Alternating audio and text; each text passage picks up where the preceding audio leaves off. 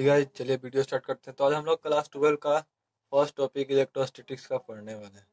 तो हम लोग इस इलेक्ट्रोस्टैटिक स्टार्ट करते हैं। तो वीडियो को स्टार्ट करने से पहले बता देते हैं कि आप लोग वीडियो को लाइक कर दीजिएगा, चैनल को सब्सक्राइब कर लीजिएगा और बेल आइकन पे क्लिक कर दीजिएगा। तो चलिए इलेक्ट्रोस्टैटिक्स पढ़ते हैं हम लोग। इलेक्ट्रोस्टैटिक्स, तो इसमें हम लोग को जो स्टार्ट करने से पहले कुछ बता देते हैं आपको क्या क्या पढ़ना होगा इसमें। तो हम लोग को इसमें कुछ मैकेनिक पार्ट पढ़ना रहता है, जो कि हम लोग जब क्वेश्चन बनाते हैं तो यूज होता है। जैसे कि NLM, Newton's law of motion हमको आना चाहिए, सर्कुलर मोशन अच्छी तरीके से आना चाहिए,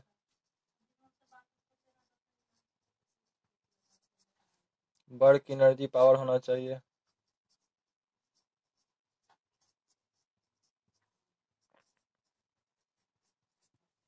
एसएचएम होना चाहिए। तो ये सब टॉपिक कुछ इंपॉर्टेंट टॉपिक, इसका जो बेसिक कंसेप्ट है आपको आना चाहिए। बेसिक कंसेप्ट क्लियर होना चाहिए, ऑल क्लियर। और जिनका क्लियर नहीं होगा वो मतलब क्लियर करने की कोशिश कीजिएगा। तो चलिए हम लोग स्टार्ट करते हैं। मेनली हम लोग इलेक्ट्रोस्टैटिक्स में पढ़ते हैं क्या है, चार्ज की वजह से होने वाला रिपल्सन और अट्रैक्शन को। इसमें हम लोग इलेक्ट्रोस्टैटिक्स में क्या पढ़ते हैं, चार्ज की वजह से होने वाला, चार्ज की वजह से, चार्ज की वजह से होने वाला रिपल्सन या अट्रैक्शन को। लेकिन मोशन नहीं होना चाहिए, मोशन मोशन नहीं होना चाहिए इसमें। ठीक है, तो आइए हम लोग जानते हैं इसमें हम लोग कि क्या जान लेंगे तो हम लोग को नहीं पढ़ना पड़ेगा इलेक्ट्रोस्टैटिक्स। और क्या पढ़ना है इसमें इम्पोर्टेंट, हम दोनों चीज इसमें देखेंगे। तो सबसे पहले हम लोग इसमें देखेंगे चार्ज। जैसा कि हम लोग अभी तक मास पढ़ते आए थे उसी तरीके से इसमें चार्ज हम लोग को पढ़ना रहता है। इलेक्ट्रोस्टैटिक जो है ये दो पार्ट में टूटता है। इसमें हम लोग को चार्ज पढ़ना है, चार्ज के बारे में जानना है। और इसी का एक टर्म आता है मास, जिसके बारे में हम लोग क्लास रेगुलर में पढ़ चुके हैं। तो चार्ज और मास में इन दोनों में डिफरेंस क्या है कि हम लोग मास के वजह से, मास में क्या चीज़ नहीं है जो हम लोग को चार्ज पढ़ना पड़ रहा है। तो देखिए जानते हैं। तो चार्ज का जो एसआई यूनिट होता है सबसे पहले वो कूलम होता है। एसआई यूनिट इसका कूलम होता है और इसका एसआई यूनिट केजी होता है। ठीक है, इसका जो एसआई सिस्टम होता है, एसआई सिस्टम, चार्ज का जो एसआई सिस्टम होता है वो डिराइव्ड क्वांटिटी होता है, डिराइव्ड क्वांटिटी। इसका एसआई सिस्टम डिराइव्ड क्वांटिटी होता है और मास फंडामेंटल क्वांटिटी होता है, तो आप लोग जानते ही हैं।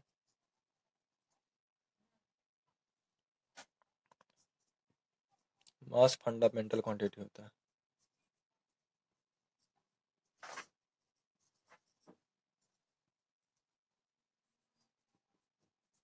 ठीक है, चार्ज हमेशा कंजर्व होता है, चार्ज ऑलवेज कंजर्व।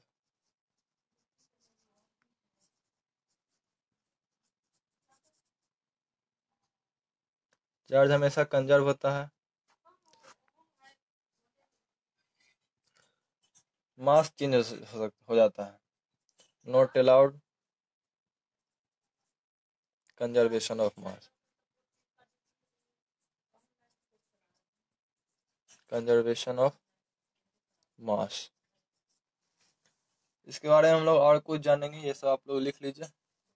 हम लोग देख लिए एसआई यूनिट, देख लिए क्वांटिटी, देख लिए कौन कौन सा क्वांटिटी होता है, कौन कंजर्व होता है, कौन फंडामेंटल क्वांटिटी होता है, ये सब भी जान लिया। चार्ज का जो क्वांटा वैल्यू होता है यानी कि सबसे छोटा वैल्यू, क्वांटा वैल्यू, इसका डिफाइन होता है, इसको हम लोग इलेक्ट्रॉन बोलते हैं। तो और लेकिन मास का क्वांटा वैल्यू डिफाइन नहीं होता है, क्वांटा वैल्यू नॉट डिफाइंड। ठीक है, मूविंग चार्ज बॉडी में रिमेंस कांस्टेंट होता है। Moving charge body remains constant.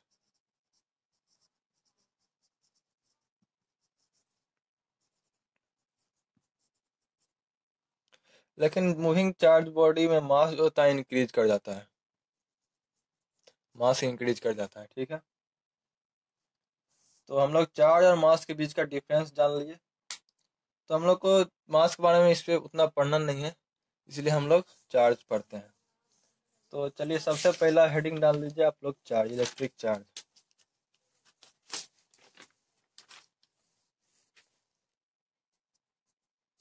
Electric charge कहते हैं किसको? सबसे first heading electric charge.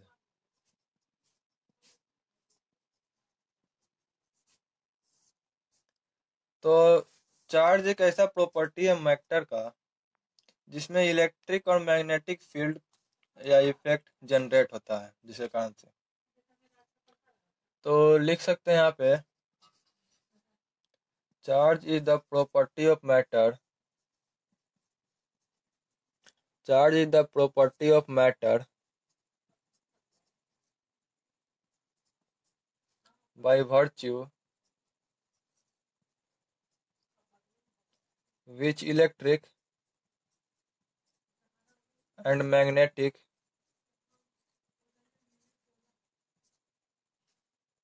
field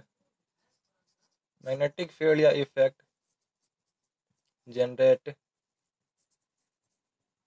exist. यानी कि charge is the property of matter by virtue which electric and magnetic field generate. यानी चार्ज के ऐसा प्रॉपर्टी मैटर का है जिसके कारण से इलेक्ट्रिक फील्ड और मैग्नेटिक फील्ड जनरेट होता है। ठीक है, तो हम लोग जानेंगे चार्ज कैसा क्वांटिटी है। तो सबसे पहले जान लेते हैं चार्ज स्केलर क्वांटिटी है। Charge is a scalar quantity.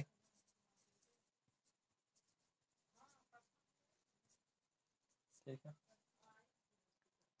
इसका एसआई यूनिट हम लोग देखे थे, कूलम होता है।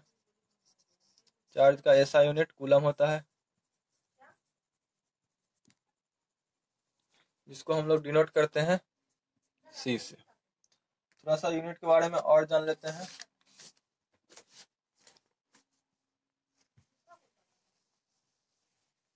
चार्ज का जो यूनिट है, एसआई यूनिट है जो कूलम है, जिसको हम लोग सी से डिनोट करते हैं। तो 1 कूलम चार्ज को हम लोग 1 एमीटर पर सेकेंड भी लिख सकते हैं, क्योंकि चार्ज इक्वल टू होता है आई into T.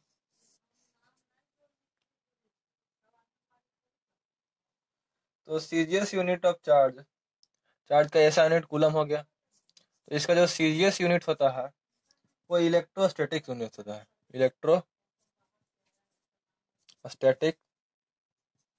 Unit. Electrostatic unit को हम लोग सीजीएस यूनिट कहते हैं। इसको हम लोग शॉर्ट फॉर्म में लिखते हैं ईएसयू। ठीक है, तो चार्ज एक डिराइव क्वांटिटी है जैसा हम लोग जानते हैं। तो इसका जो डायमेंशन फार्मूला भी हो सकता है। तो इसका डायमेंशन फार्मूला होता है Q is equal to M0 L0 T1 A1। ये होता है चार्ज का डायमेंशन फार्मूला। ठीक है, इतना चीज देख लीजिए। अब हम लोग चलते हैं टाइप्स ऑफ चार्ज, चार्ज का टाइप्स को देखते हैं। तो आगे हेडिंग डाल लीजिए आप लोग, types of charge, types of charge.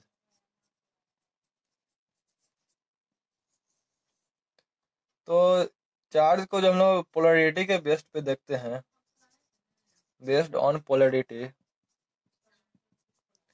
तो दो तरह होता है। पहला होता है पॉजिटिव चार्ज, जिसको हम लोग प्लस से डिनोट करते हैं, और दूसरा होता है negative charge.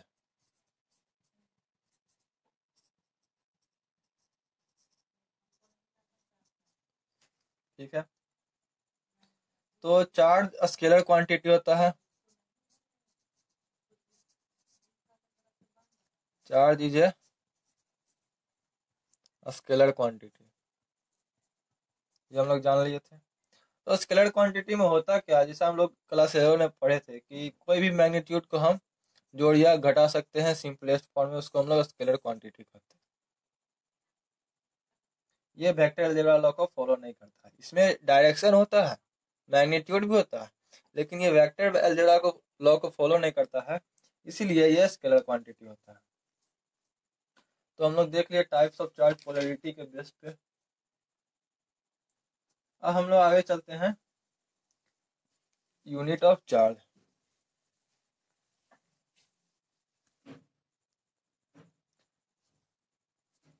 Unit of charge भी हम लोग देख लिए। हम लोग चलते हैं फंडामेंटल यूनिट ऑफ चार्ज। तो हेडिंग ना लिए fundamental unit of charge, sorry.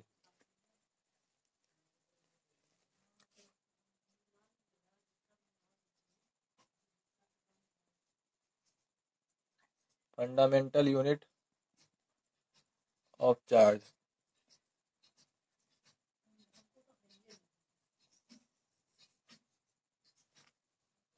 तो हम लोग देखेंगे fundamental unit of charge. Fundamental unit of charge वो होता है जैसे सबसे छोटा या स्मॉलेस्ट पॉसिबल चार्ज को हम लोग फंडामेंटल यूनिट ऑफ चार्ज कहते हैं।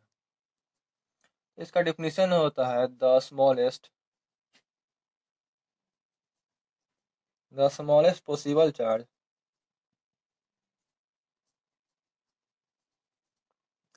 which can exist in a stable form. The smallest possible charge which can exist in a stable form, यानी कि जो सबसे छोटा चार्ज स्टेबल फॉर्म में एग्जिस्ट करता है उसी को हम लोग फंडामेंटल यूनिट ऑफ चार्ज करते हैं। तो उसका मैग्नीट्यूड जो होता है फंडामेंटल यूनिट ऑफ चार्ज वो होता है 1.6 इंटू 10⁻19 कूलम। ये सबसे स्मॉलेस्ट यूनिट ऑफ चार्ज है, सबसे छोटा चार्ज है, जिसको हम लोग डिनोट करते हैं डिनोटेड बाई ई।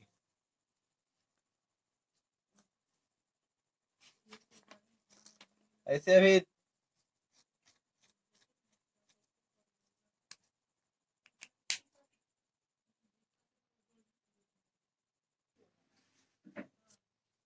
जैसा कि चार्ज का रेशियो हम लोग देख लेते हैं।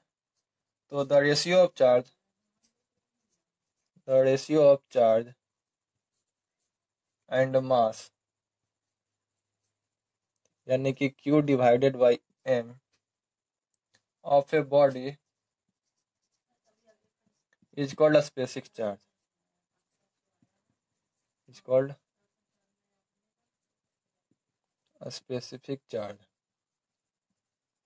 इसको हम लोग स्पेसिफिक चार्ज कहते हैं। अभी रिसेंट में रिसर्च में चार्ज का दो क्वांटा वैल्यू यानी कि दो स्मॉलेस्ट यूनिट आया है, वो भी हम लोग जान लेते हैं। एक यूनिट है प्लस माइनस E/3, एक यूनिट है प्लस माइनस 2E/3।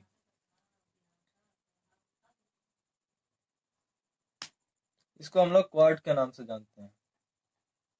तो हम लोग चार्ज का सबसे पहले डिफिनीशन पढ़ लिए, उसके बाद यूनिट पढ़ लिया, उसका टाइप्स ऑफ चार्ज पढ़ लिए पोलैरिटी के बेस पे, उसके हम लोग फंडामेंटल यूनिट ऑफ चार्ज कर लिए। अब आगे हम लोग चलते हैं property of charge.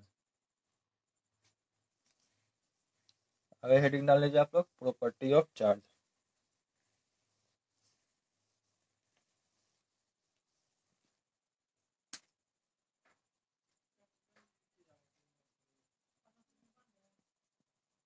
Properties of charge, charge या इलेक्ट्रिक चार्ज। तो जैसा कि हम लोग जानते हैं लाइक चार्ज रिपेल करता है और अनलाइक चार्ज अट्रैक्ट करता है एक दूसरे को। तो प्लस और प्लस होगा तो इसमें रिपल्सन होगा, माइनस माइनस में भी रिपल्सन होगा, प्लस माइनस में अट्रैक्शन होगा, माइनस प्लस में भी अट्रैक्शन होगा। ये हम लोग का पहला प्रॉपर्टी है, ठीक है।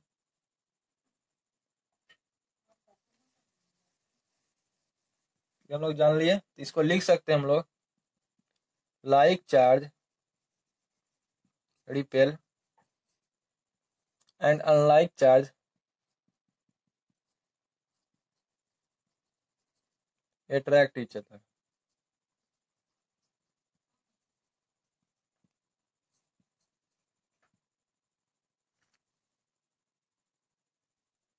ठीक है। अब अगला प्रॉपर्टी हम लोग देखेंगे चार्ज हमेशा एग्जिस्ट करता है मास के साथ, लेकिन मास चार्ज के साथ एग्जिस्ट कर भी सकता है, नहीं भी कर सकता है। तो charge always exist with mass, but mass may exist without charge।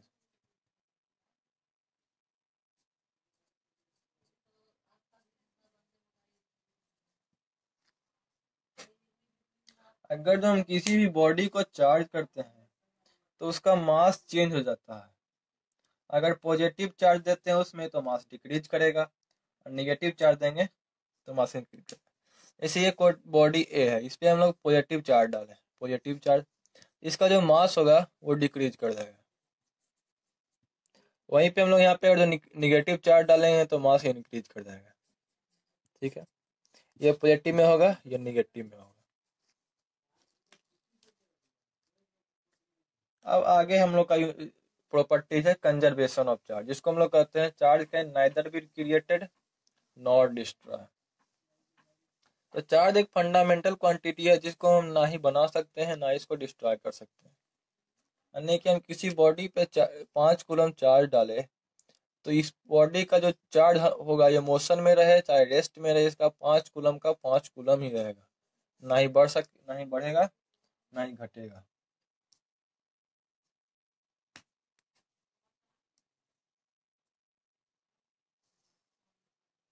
तो क्वांटाइजेशन ऑफ चार्ज देख लेते हैं। तो charge on a body is always form in integral form multiple of e. अगर कोई बॉडी चार्ज है तो उसका जो फॉर्म होता है, तो लिखेंगे हम लोग charge quantized charge on a body is always in the form of integral multiple of u।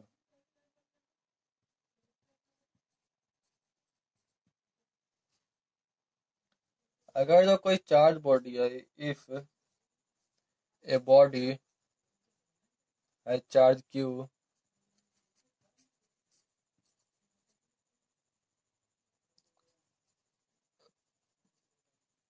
then we can write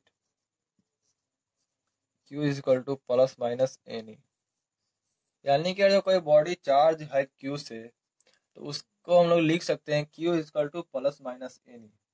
यहाँ पे n जो है वो बिलोंग कर रहा है इंटीजर से। ठीक है,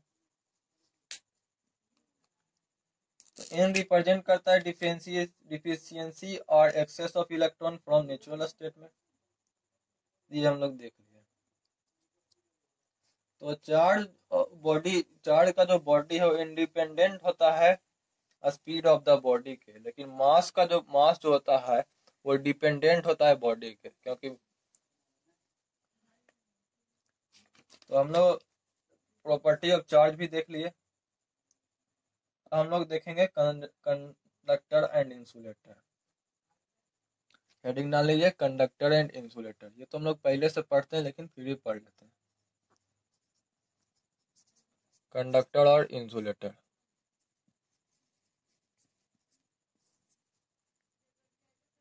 तो कंडक्टर क्या होता है? A material which contain a large number of free electron.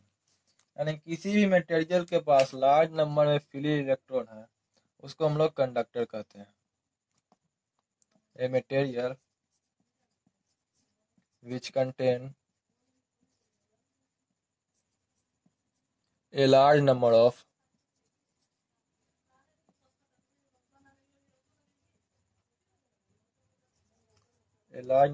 Free electron,